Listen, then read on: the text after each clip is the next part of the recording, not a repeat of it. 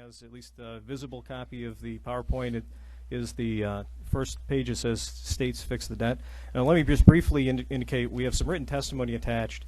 You can read the details later, I suppose.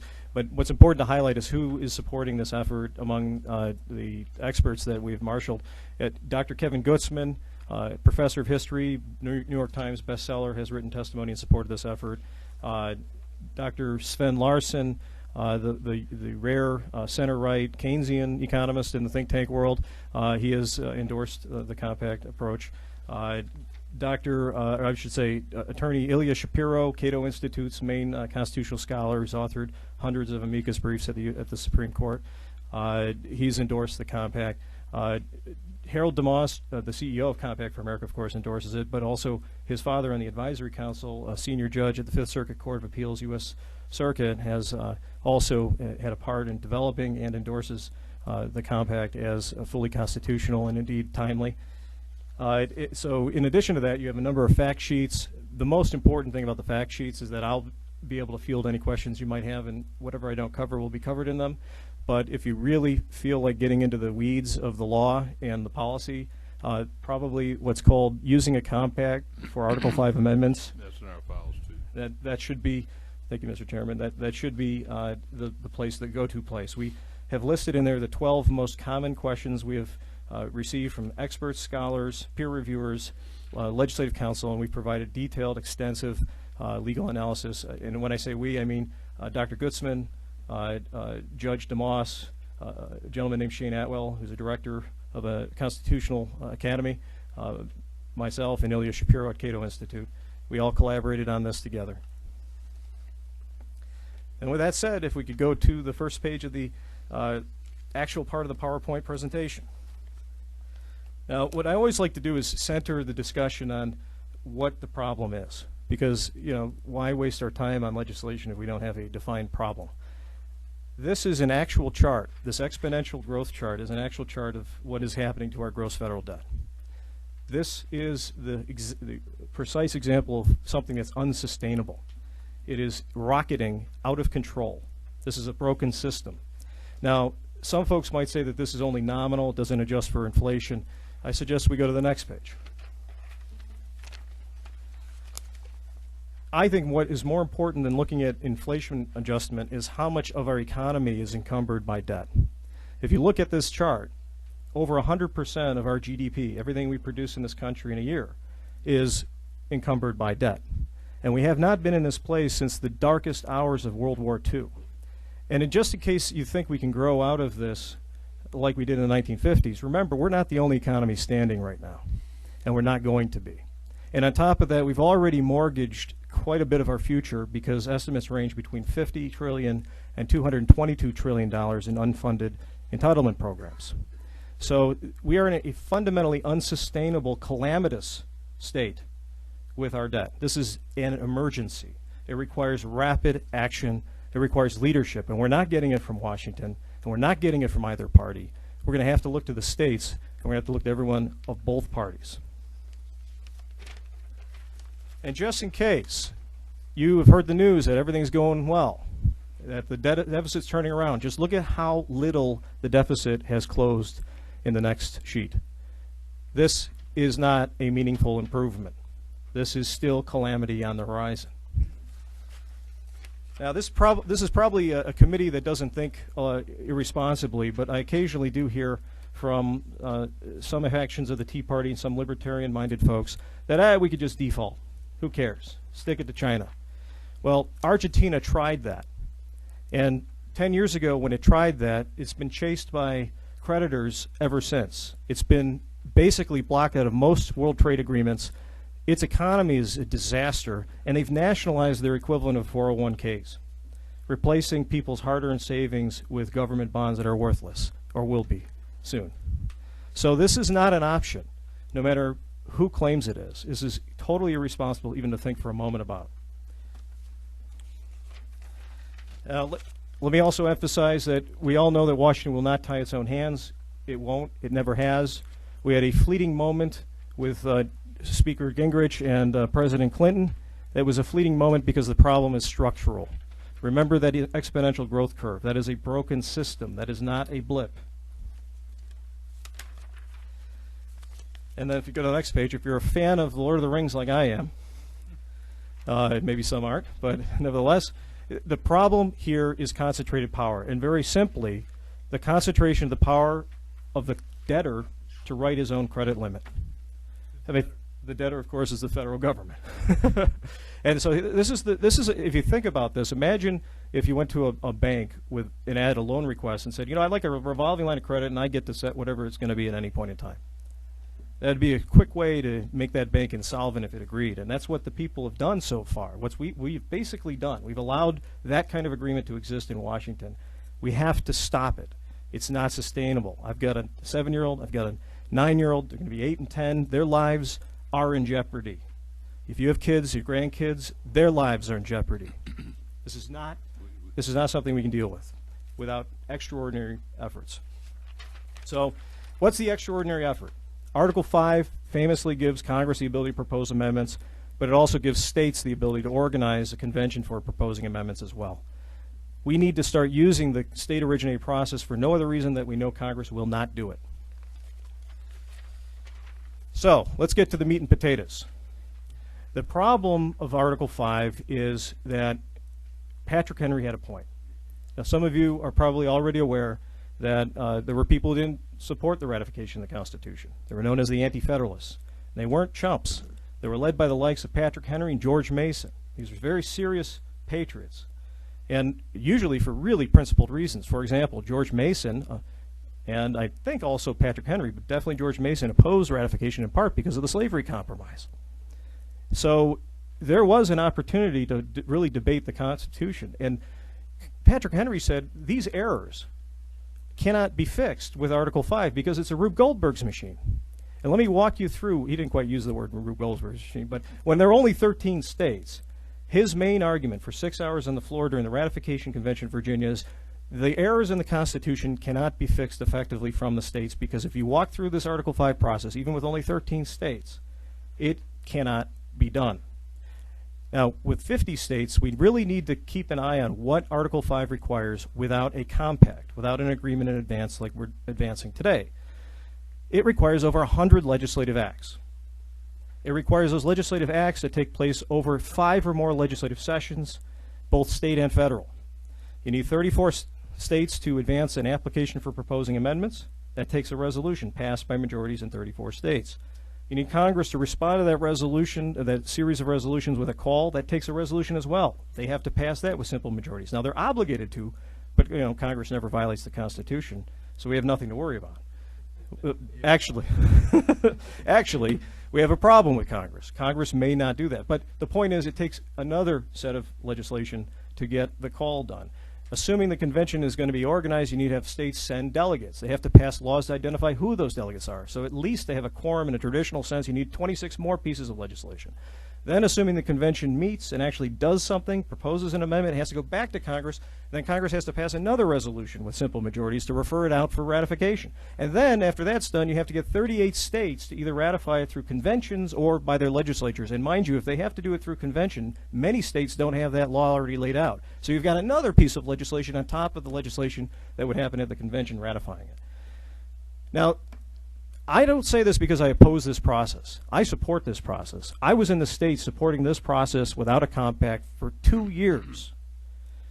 I banged my head against the wall of this process in 20 states, providing support, testimony for people like Representative Braddock and Representative Welch. And you know what? In 20 states, we only succeeded in 2. Now, we didn't have the grassroots networks that we currently see. That's true. But Ronald Reagan and Milton Friedman didn't succeed in the 80s and the 70s with a similar effort. They stopped short by 2 states. Now, as great as everyone involved in this movement is right now, we do not necessarily have the same degree of talent as Reagan, Friedman, and the equivalents on the left. We need to at least consider a different angle of attack, something that is simpler, easier, more plannable, more campaignable, if we really want to originate amendments that the states can only do because Congress won't. Here's how we can do it. We'll skip this page and come back to it in the interest of time. The compact approach to Article 5 collapses by using conditional enactments. I'm sure everyone here is familiar with conditional enactments. It's when a piece of legislation only goes live when something else happens. And they're used to trigger state legislation, even on federal legislation. So the general case law, and it's in the FAQ, is overwhelming. I've never seen such unanimity in the law or sustained over as long a period of time. No one has ever said that you can't use conditional enactments in the way that we're proposing. But basically what you do to make the process simpler is you collapse those 100+ legislative acts into just 39. Now I say just 39, but you also have the advantage of making it possible to be in and out in one legislative session year. Now we're not gunning for that. We're hoping that we can get this done in 3 years.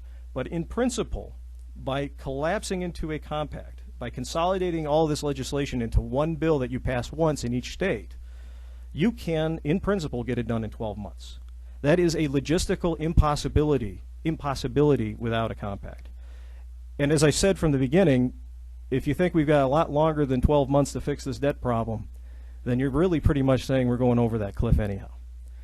I think we need a vehicle that can get this process done as quickly as possible. And as good as Article 5 is, I'd rather have it than not have it. We finally have a vehicle that can actually get it done in a time frame that we need for a balanced budget amendment, which is direly needed. So let me just walk you through it. What's in the compact before you?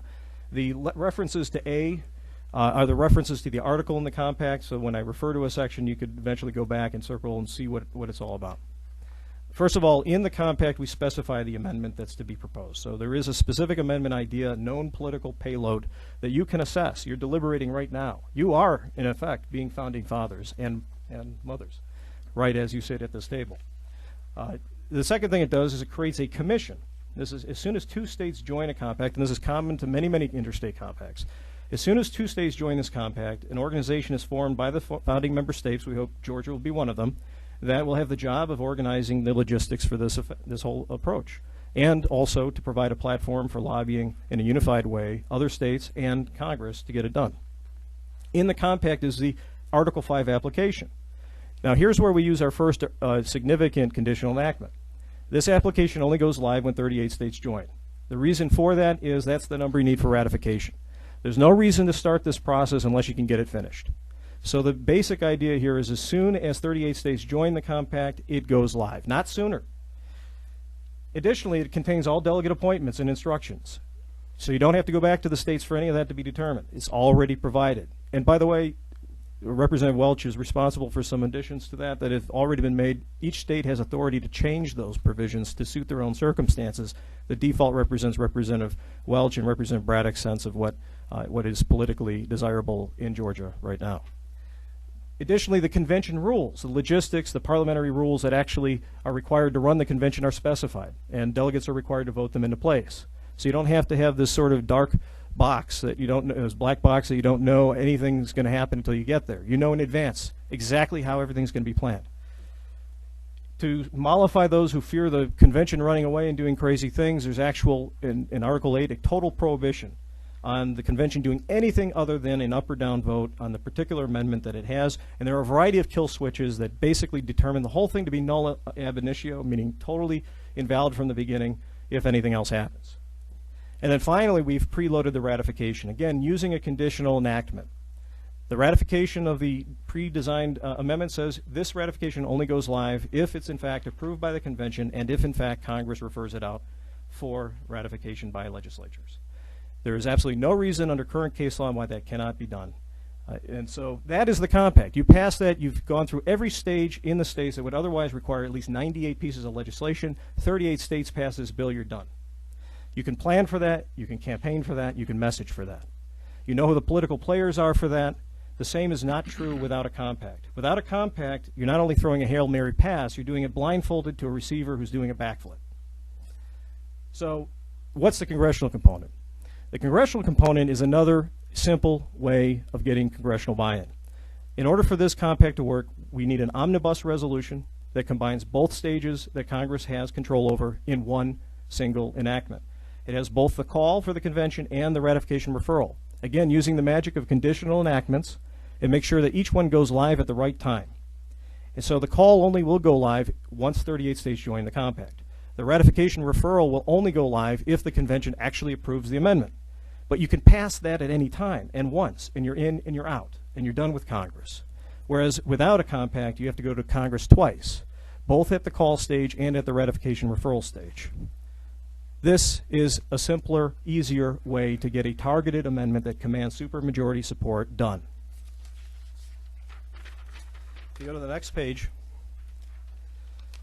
just a few minor points, and we'll skip through this very quickly. We're almost done, I promise. And I know you've heard that from attorneys before.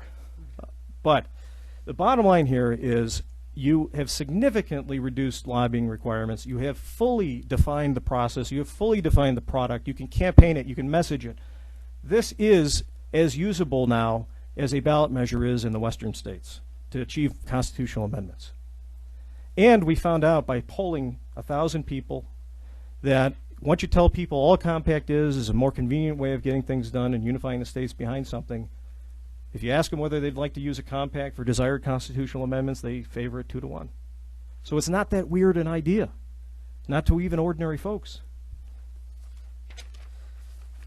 Next point that I want to make about the compact approach is we always are worried about Congress responding to efforts from the states to reform Congress. That makes sense.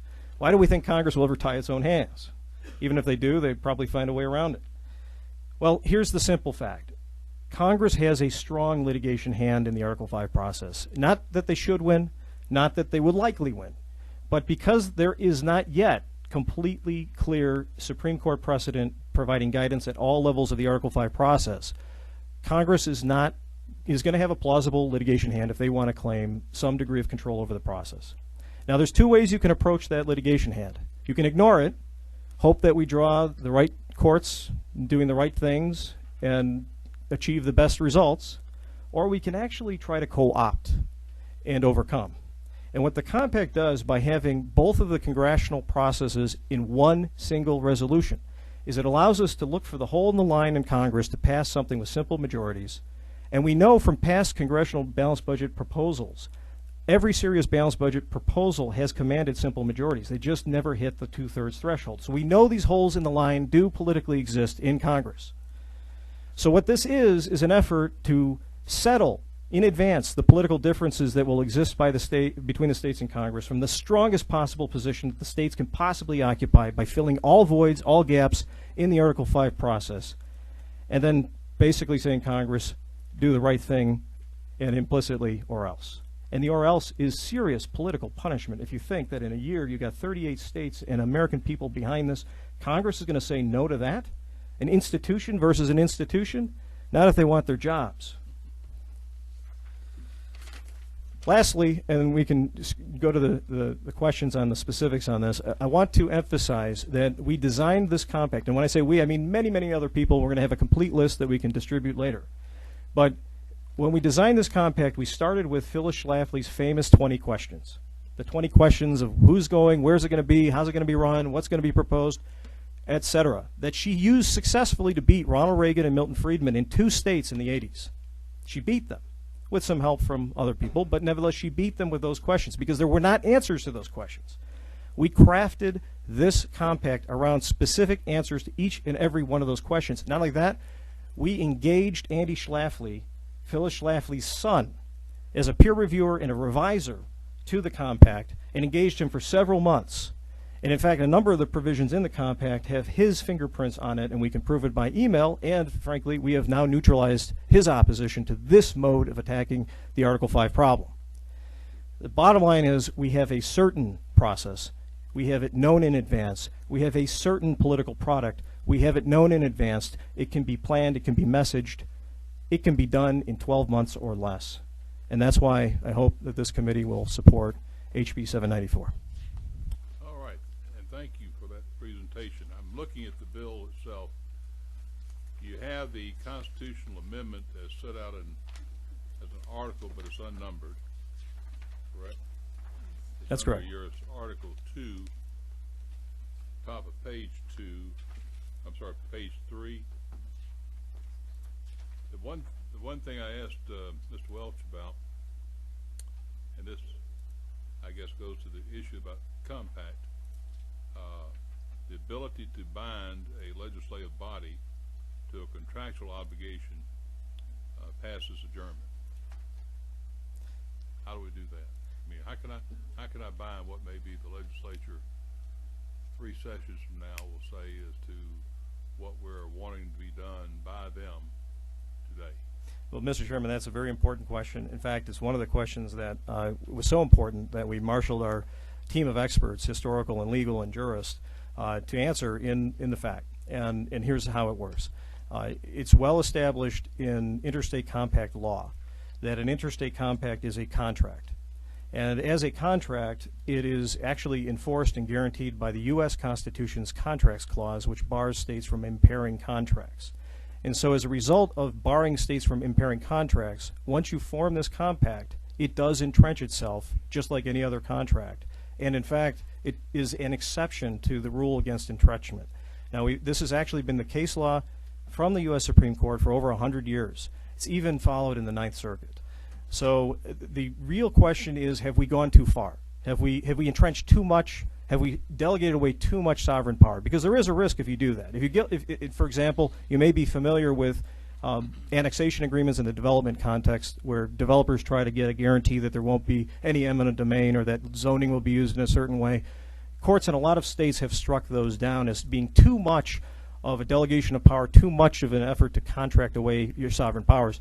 The test courts use is this a substantial invasion or impairment of your police powers? Is it permanent? And generally, if it's not permanent, if it's temporary, if it's a small smidgen of entrenchment, the courts will in fact allow it. In fact, Georgia is a member of the Interstate Compact on Insurance, and it has, in fact, entrenchment provisions. Once the state of Georgia now approves of certain insurance products, that approval cannot be withdrawn without following a very strict process that requires an interstate commission to approve a change. And in fact, you'll find that in most interstate compacts you have similar non-withdrawal entrenchment provisions, and they have been litigated. In the one case we cite in our FAC in the Ninth Circuit, they were upheld. And so you're probably going to ask, well, how extensive is this entrenchment? All that the compact does, and by the way, this was a suggestion by Andy Schlafly, and this was very important to neutralizing ill forum opposition, if that matters. But what entrenching the compact does is it makes sure that the restrictions on the process that keep it laser focused will not be violated as a matter of federal constitutional law. Because if the states tried to do something differently than they agreed to in terms of voting up or down this amendment, it would violate the Contracts Clause of the United States Constitution. So it adds a layer of protection and a layer of locking in the targeting of this process that is not found if you just relied on state law or federal law alone.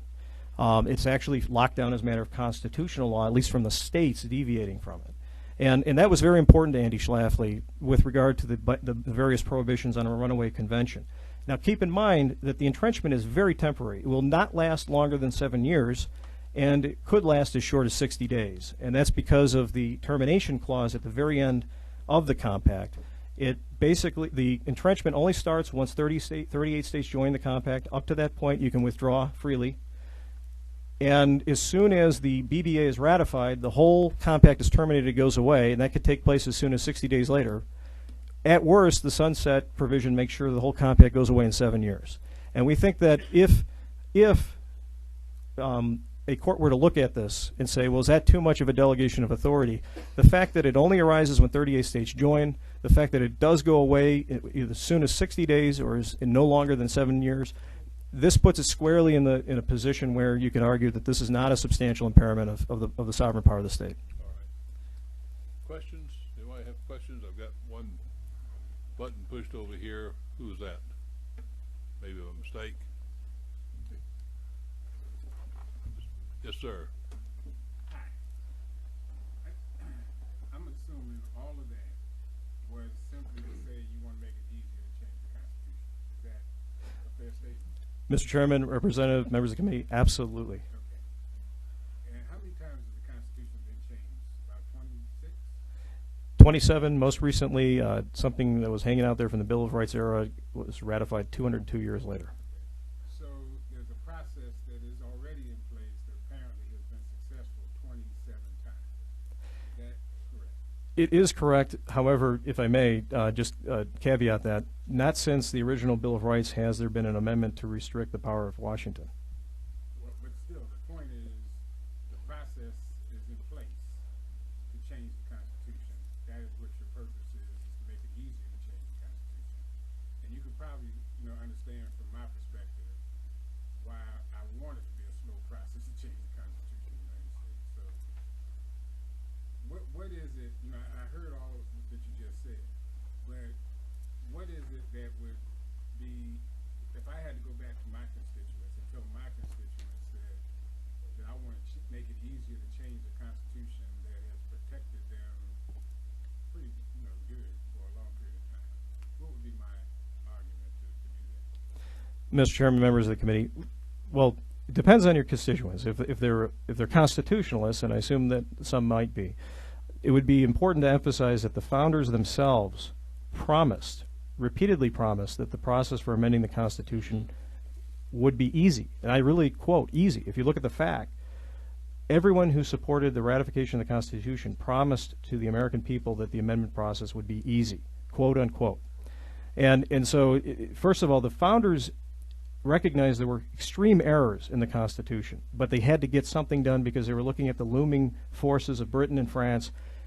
One of the most obvious looming horrific errors was the compromise on slavery, and the founders genuinely hoped that that would have been eradicated through an amendment process that they promised would be easy so they could get through the initial stage of overcoming the empires that faced them in the world and have unity. So I would emphasize that that nothing's perfect. The founders intended for the Constitution to be amended. It has been amended 27 times. The problem is structurally getting Congress to amend it now in ways that limit its own power, and particularly their use of debt. Congress has shown no willingness, whether it's been Republican-controlled, whether it's been Democrat-controlled, to hit the two-thirds threshold needed to actually limit their use of debt. We have no other choice, as I've shown you with the data. That data compels us to take quick action. Now, we're not saying that the Constitution would be amended as an everyday process. 38 states and simple majorities of each House of Congress, that's not easy. It's easier. It's easier. We're not quite yet fulfilling the founders' promise, but it is plausible. And there's no question in committees like this, there's serious deliberation going on. Right now, the question you're asking is a question like would have been asked at the Philadelphia Convention. And that gives the states a degree of empowerment that I think in and of itself fundamentally shifts the relationship with Washington, makes you more relevant. So I would tell your constituents, do you want to be more relevant to Washington? And then one more thing, this is not a left-right thing. On Compact for America, Inc.'s Board of Advisory Council, Professor Lawrence Lessig, friends with a number of progressive Supreme Court justices, known to be rather progressive himself, he supports any angle of attack on amendments. Now, obviously for different reasons than I do, for different objectives. But I think both progressives and conservatives, both constitutionalists and those who view constitutions as more like a mission statement, I think that we can all agree that it's important to have avenues of reform. And avenues of reform that originate with the states and the people because they're closer to the people. All right, let's move on, go shorter time. Mr. Fleming, do you have a question? Mr. Welch does. Well, pull your mic over, Mr. Welch. Yes, sir. Can I get that the red easy button? Seems like what we're trying to put here. I think Representative Bruce is right to raise a concern, and that you want a deliberative process whenever you're talking about the Constitution, the bedrock document that holds this society, a very unique society, together. But let me make sure we're clear. This compact follows exactly what's contemplated in Article 5. It just streamlines the process into one agreement by 38 states. You got to have all 38. That in itself, while maybe faster than the way Nick explained it to you just a minute ago, if you did it the more traditional, let's pass individually states multiple pieces of legislation, this just streamlines it down. I think that's good. My question, I think I want to pose to this body is, if you make it too difficult, where does that lead you? And we already have answered that question. If it's so difficult that you cannot amend this Constitution, we fought a civil war over 3/5 of a man. Where are we headed now with the finances of this country and the finances of our children in the future? Where are we headed? It may not be a civil war, but it may be indebtedness that we can never get out of. Both are awful, awful outcomes. And bear in mind that it was attempted to amend the Constitution prior to the Civil War by numerous states. I think the approaching just less than a few states were needed to actually amend the Constitution by state convention and by congressional enactment. Both avenues were attempted to avert the Civil War. Both failed. So I'm just deeply concerned for the future of our country financially, that I don't want all of that history to be lost because we financially put ourselves back into servitude that should be gone from this country forever.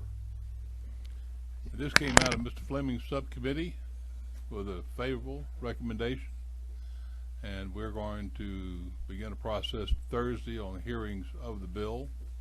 So I want to thank you for taking the time to come today and be with us.